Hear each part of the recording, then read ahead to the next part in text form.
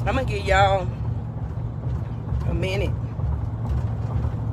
to get on here, because I think, you know, what I got to say right now is pretty important, and it's a serious issue.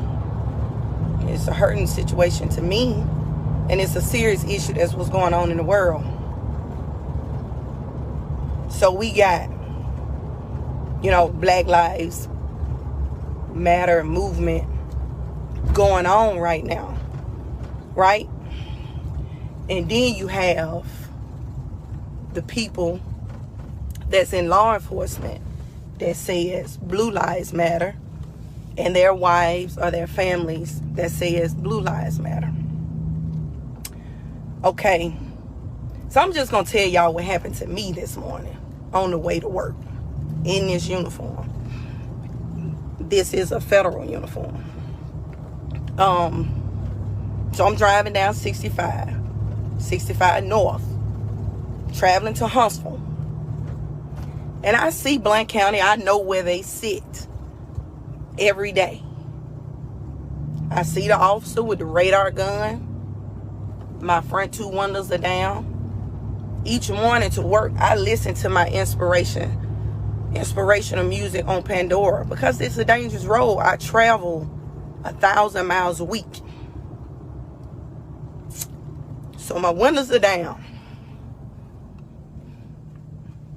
I'm just in my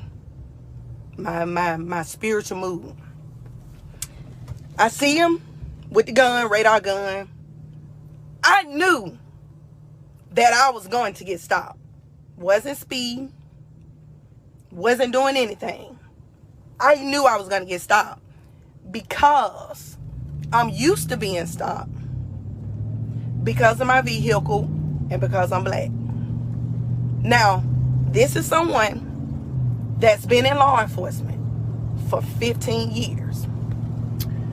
So, I go ahead and get over in the center lane because I know I'm going to be the one that, I see him come out, I know I'm going to be the one that stopped.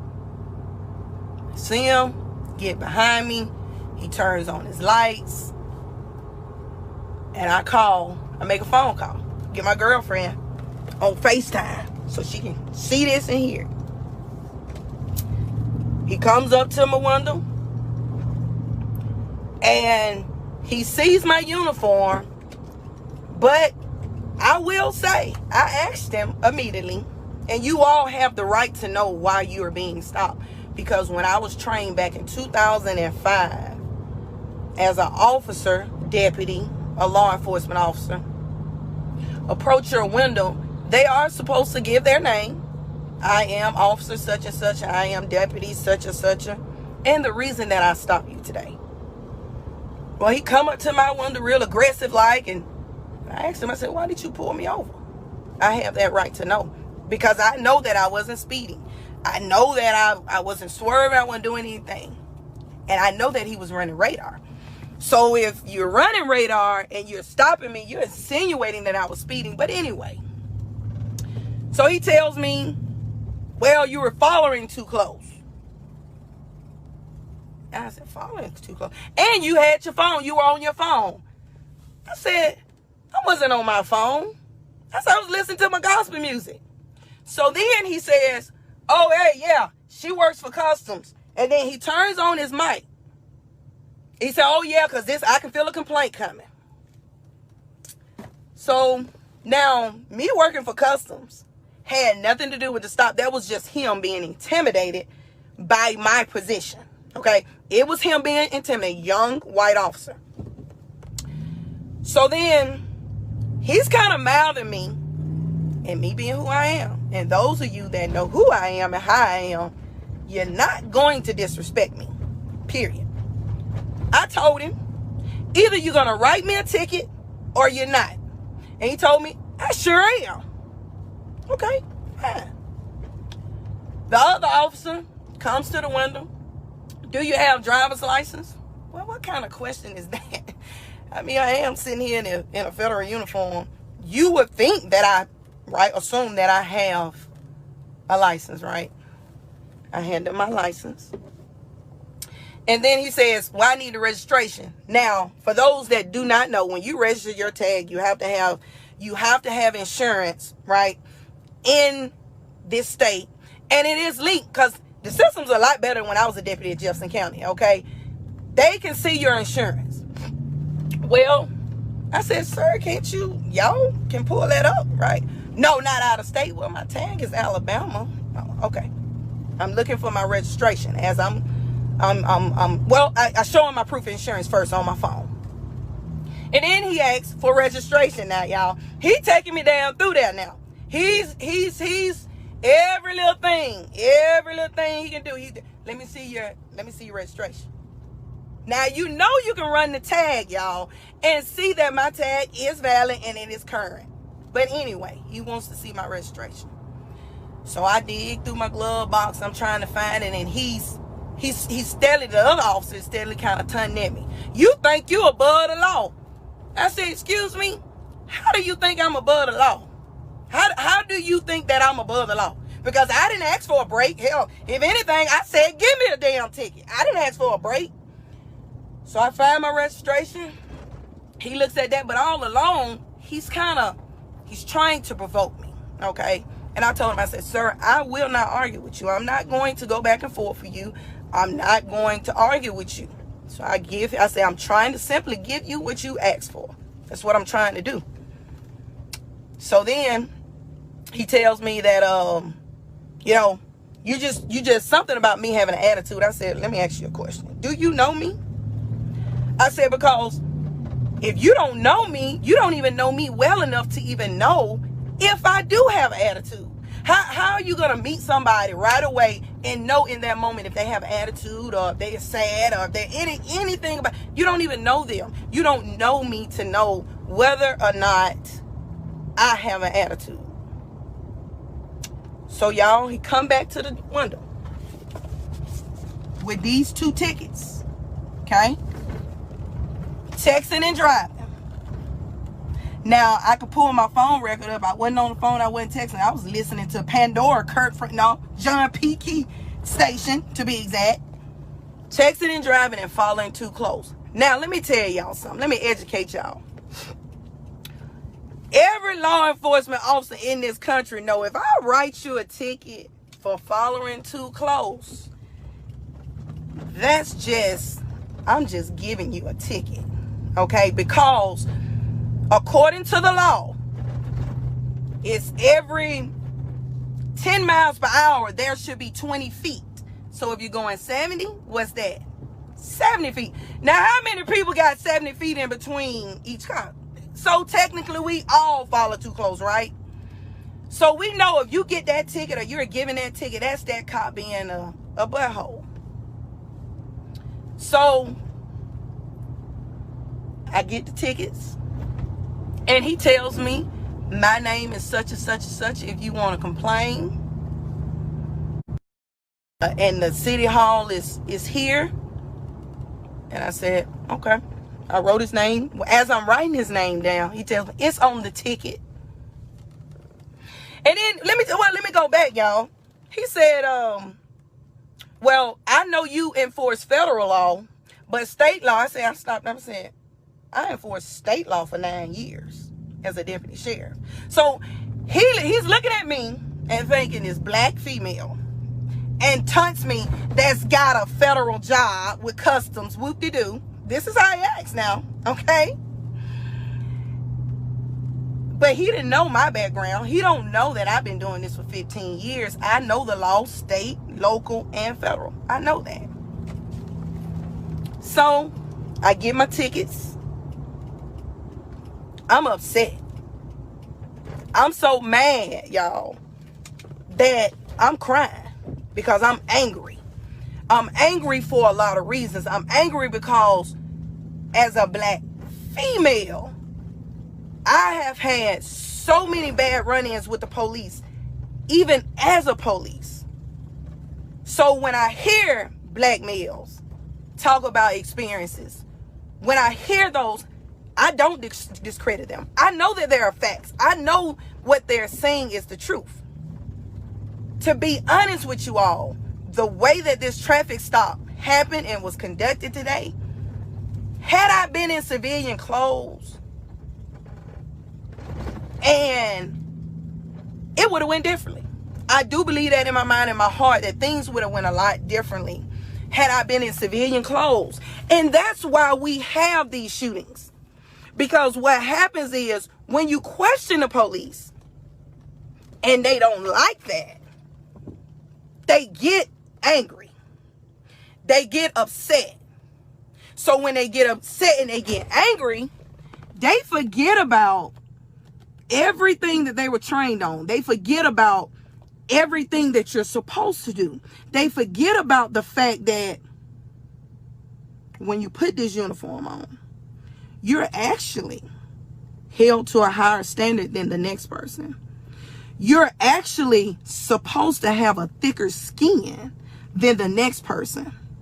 So when somebody do get an attitude with you, when somebody do curse you, you still supposed to stay in character. Now, when your character messed up, it's just messed up in this uniform. Now, that's a fact. But this is what you're supposed to do. That's your job. That's what you're supposed to do. So for me, it just, my feelings, my emotions, I just erupt. I was angry. Like right now, I was supposed to go to the hospital. I can't even go to work because I was that mad and I was that upset. Because my girl had to tell me, stop reaching for stuff. Because they were back there, they, you know, I'm trying to put stuff in. She's like, stop all that moving. I told her I ain't stopping nothing. Now, that was a very good point of hers, because the way they was acting, it really didn't matter about me being in no uniform. It did not matter. That meant nothing. So, I call my supervisor. I tell her what's going on. I tell her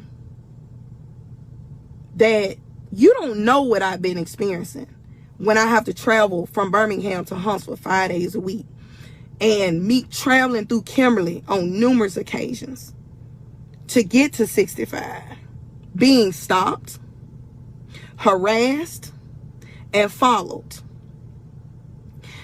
To the extent, y'all, that I was looking in Kimberly to purchase a home, that I no longer considered that area because I was being harassed coming through there. I shared all these things with her and she had no idea. Of course, I hate to say it, people don't want to talk about this. But white people don't know what we go through, what we experience. I don't expect you to understand, because you won't understand. You won't understand me wanting to move closer to Huntsville because that's where I live. And that would take 30 minutes off my commute every day each way. But I can't do that because I'm being harassed. You don't know how that feels. So I get off the phone with her. I try to get myself together. And I drive to Blount County Police Department. Now, y'all that's from Alabama, y'all know Coleman and Blount County. Y'all know about those two counties. Everybody know that. That's no secret. So I get there and I ask the people, the dispatcher, they were so nice. Hey, how you doing? Because I guess they figured I was there for business or official business. I said, I would like to speak with a sergeant, lieutenant. So she said, well, the lieutenant's out. The chief is here. He's in the meeting with the mayor. She said, give me just a minute. They offered me coffee and everything. I told them, look, I'm probably the only person that wear a uniform that don't drink coffee. I said, I don't drink no coffee. So I stood outside, I waited, and I went upstairs. She introduced me to the mayor and the chief. So me and the chief, we went in his office. And we talked a good 30 to 45 minutes. And the chief, old school, probably been in law enforcement, probably as old as I am, probably. And he told me that was very unprofessional on their part. And that he was about to call them in the office. Now, honestly, y'all, I thought they were going to beat me to the office, because knowing that they couldn't have thought that I was just going to proceed to work, which they probably did, and not complain.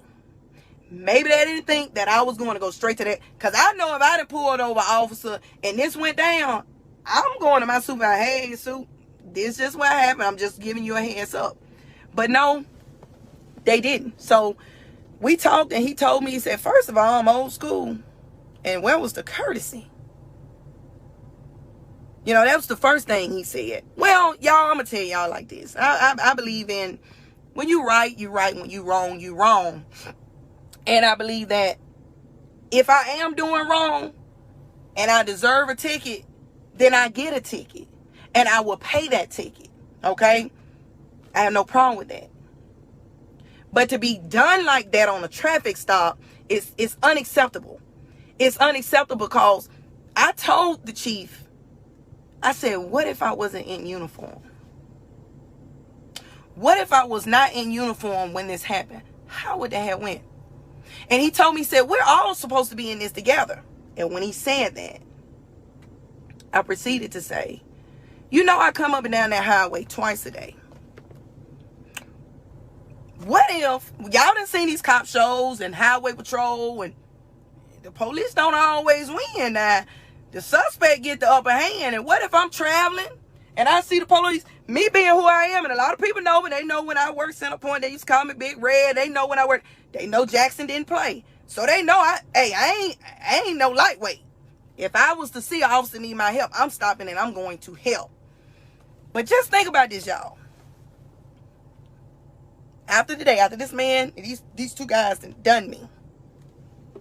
And the chief stops me in that statement. And he says, I was just thinking that. Like, he may need you one day. I mean, that's realistically, y'all. I mean, they're sitting there on the highway, they running right at it. And you know what he told me, y'all? This is what's gonna get y'all. He said they don't even write tickets. So what they tell y'all? I got this one, what on? I got these two. But they don't write tickets. They really don't write tickets. So that means my black butt was getting them today. And that means that it's like, y'all, I'm kind of like lost for words, man, because it's like, they like, you ain't getting this ticket. But we don't write them, but you getting it, right? So he says, get out of my car. Get off this. All right, y'all, let's back to business. Back to business. So what that means for real, though, if they don't really write tickets, but they wrote me a ticket, but then he also said that the other guy, the Turner guy, is a interdiction guy. So what does that mean? Interdiction, for y'all that doesn't know, they're looking for drugs. They're looking for money. Okay? That's where interdiction, if you got an officer or you see those units that says interdiction and stuff like, they're not looking for speeders. They don't care about that. They are looking for drugs, okay?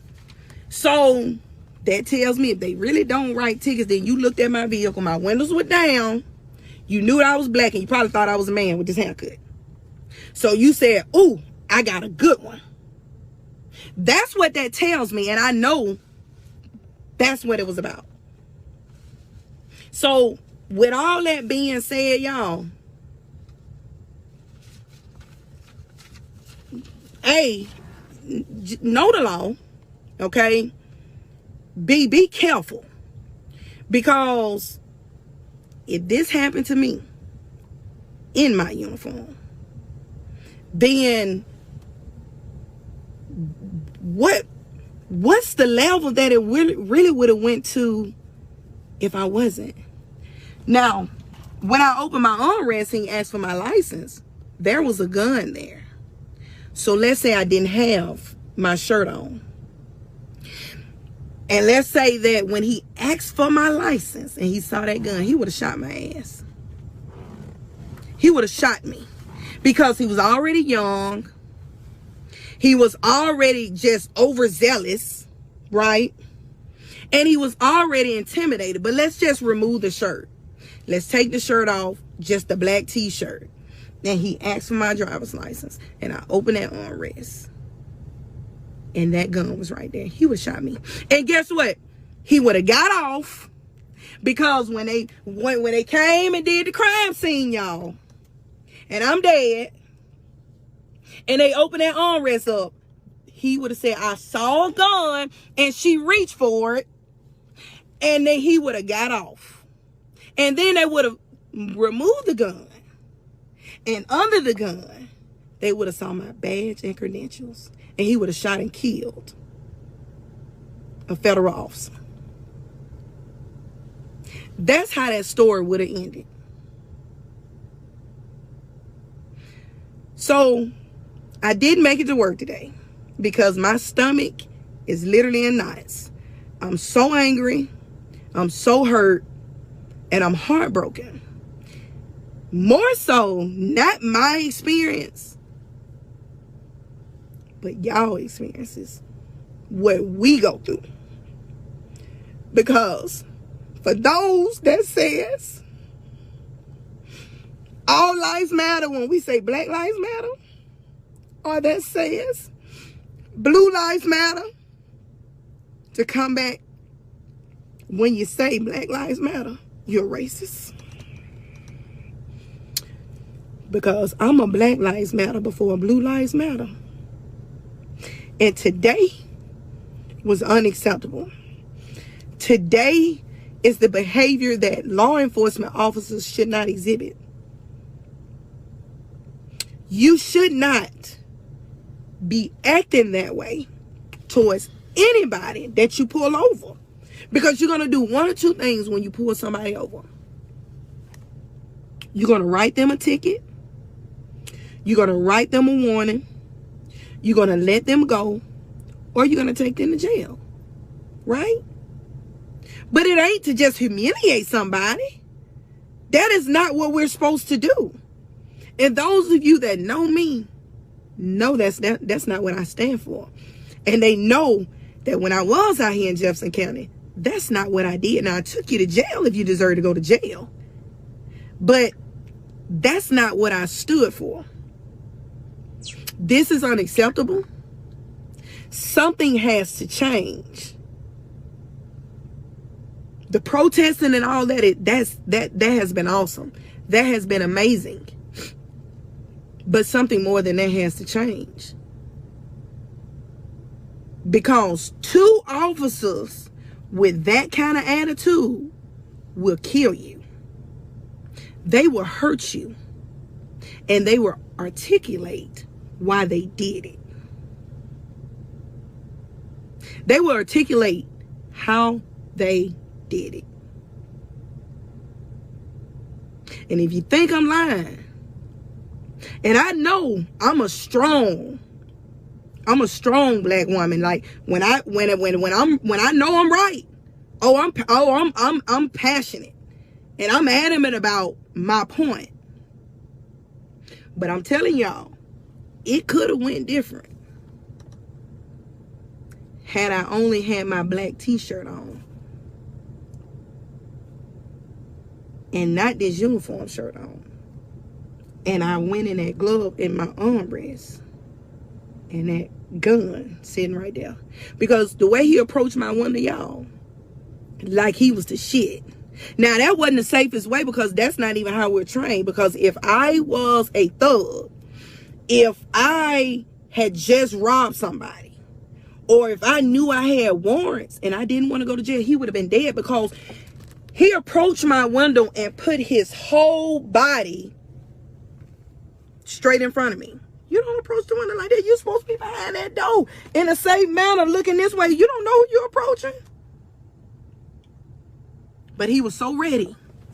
So when you're dealing with an officer that's so ready, those are the ones that would kill you. And I believe today they would have shot me. I may not have died, but he would have shot me.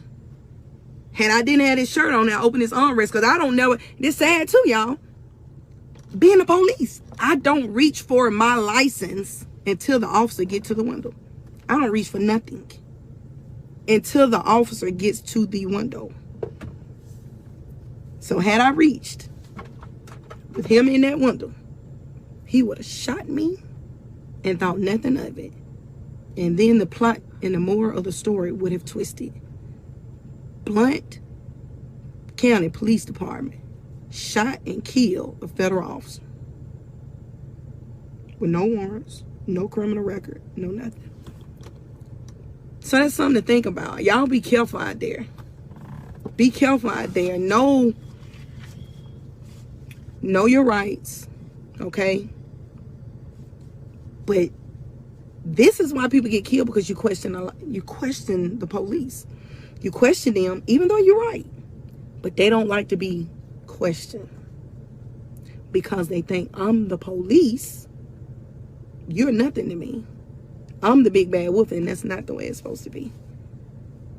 I just wanted to share this with y'all because this is serious. It's serious, and it's an issue in this country. And this is the start. If you want to really break it down, this is the start of why the movement is what it is. Because officers do not know how to conduct themselves. So we need to get back and down to the basics. And we need to weed through these kind of officers. They need to be off the force. Some training needs to be done. And if you can't get it, you got to go. Because if this is the way you're going to treat people, you do not need to carry a gun and a badge. Because had I really, really turned up, ain't no telling what would have happened. I guess it would have been me against them. But I turned up enough that he didn't like coming from a black female. And I told him, either you're going to write me a ticket or you're not. Because I'm not a child. You're not going to chastise me. You're not going to try to talk at me. Not this one. So either go back there and write the tickets or not. And I got two. Okay?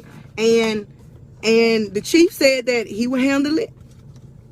If I wanted to make the written complaint, I wanted to come back and speak with the lieutenant when he gets back on vacation. But I'm going to be all right, y'all. But y'all make sure y'all okay. Y'all make sure y'all okay. And y'all can always hit me up. You got a question, I'm always here when it comes to this law stuff. Because I know a lot of people really don't know the law. But it's all good. It's all good.